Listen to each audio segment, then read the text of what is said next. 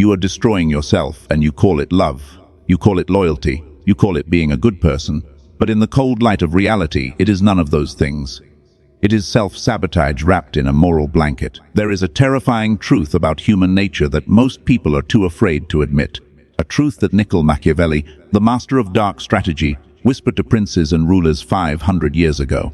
A lesson civilized society tries desperately to bury, and the lesson is this. Not everyone can be saved, and more importantly, not everyone wants to be saved. There are people in this world who are not looking for a hand up. They are looking for an anchor. And if you offer them your hand, they will not climb out of the water. They will pull you in. They will use your body as a raft to keep themselves afloat while you slowly drown in the depths of their chaos. You know who I am talking about. You have met them. Perhaps you are bleeding for one right now. The friend who is always in a crisis. The partner who drains your soul but demands your patience. The family member who takes your money, your energy, your peace, and repays you with resentment. You try to fix them. You try to heal them. You believe that if you just love them enough, if you just sacrifice enough, they will finally change. But Machiavelli would look at you with cold eyes and tell you the brutal truth. A man who tries to be good all the time is bound to come to ruin among so many who are not. Compassion without boundaries is not a virtue. It is a weakness.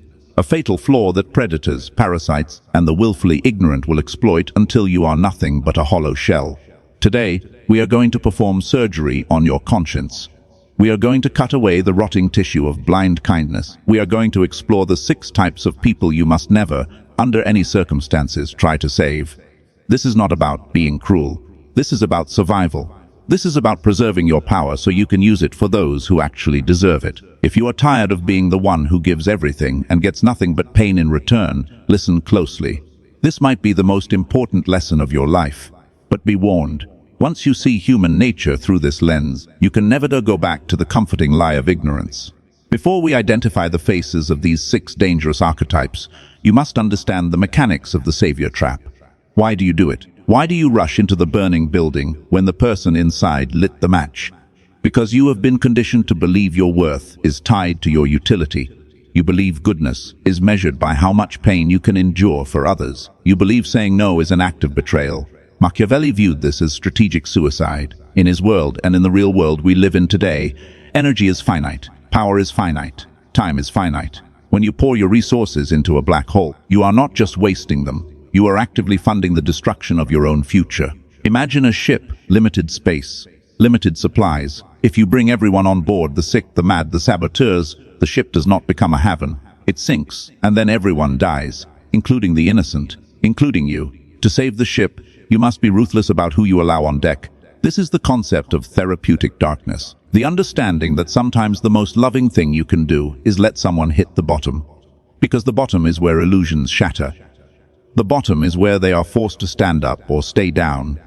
When you save them, you steal their lesson. You interrupt the natural law of cause and effect. So who are they? Who are the ones you must cut loose? The first one is subtle and often the most dangerous. The person perpetually followed by a dark cloud. Machiavelli warned against associating with the unlucky, not out of superstition, but out of observation. Some people are not victims of fate, they are architects of their own destruction. Every conversation brings a new tragedy: lost job, broken car, betrayal, eviction. At first, your heart bleeds for them. You step in, you help, and for a moment things stabilize. Then the chaos returns. Because the chaos is not external, it is internal. Bad luck is contagious. Not through magic, but through psychology. They lack judgment, they lack discipline, they lack accountability, and they never take responsibility. Tie your boat to a sinking ship, and physics does not care about your intentions. You go down with them. You cannot fix someone who is addicted to instability. Step back, let the rain fall on them, let them feel the cold. Only the cold teaches shelter. The second type is the one that breaks your heart. They consume your help, then resent you for it. The first time, gratitude. The second time, expectation. The third time, entitlement. Say no once. Watch carefully. Their reaction reveals their character. Dependence breeds contempt. They hate you because your strength exposes their weakness. Nothing you give will ever be enough, because the void is not material.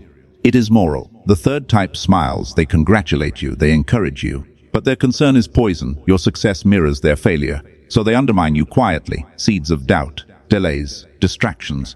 Machiavelli warned that envy destroys silently. Do not reveal your victories. Do not share your plans. Silence is armor.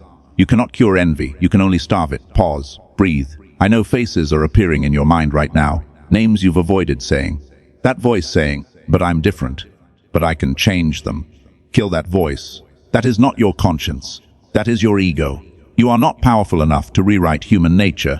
You have a limited battery. If you keep plugging yourself into machines that run on pain, you will die spiritually, mentally, and eventually physically. Stress kills. Betrayal kills. The next ones are more dangerous.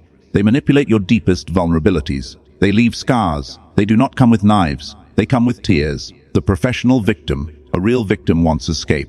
A professional victim wants an audience. Their suffering is their identity. Every solution threatens their role. When you stop rescuing them, they turn you into the villain. Compassion here is not love. It is self-betrayal. Then there is the arrogant fool.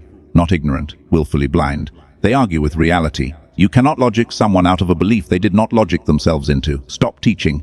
Let reality instruct them. Reality never debates. It delivers consequences. And finally, the scorpion, the repeater. They betray, they apologize, they repeat. Forgiveness becomes permission. Patterns matter more than promises. This requires amputation. Clean, final. Pain now, or poison later. You will be called selfish, cold, Machiavellian, good. What they call selfishness, the wise call self-preservation. You must evolve from savior to sovereign. A savior burns himself for others. A sovereign builds a lighthouse. Those who want to be saved will swim to the light. Those who want to drown will. And the lighthouse remains. You are not responsible for the souls of others, only for the vessel that carries your own. And when the parasites are gone, you will face the final enemy, the mirror. Because sometimes the person you were trying to save was the unhealed part of yourself. That shadow remains. For another time.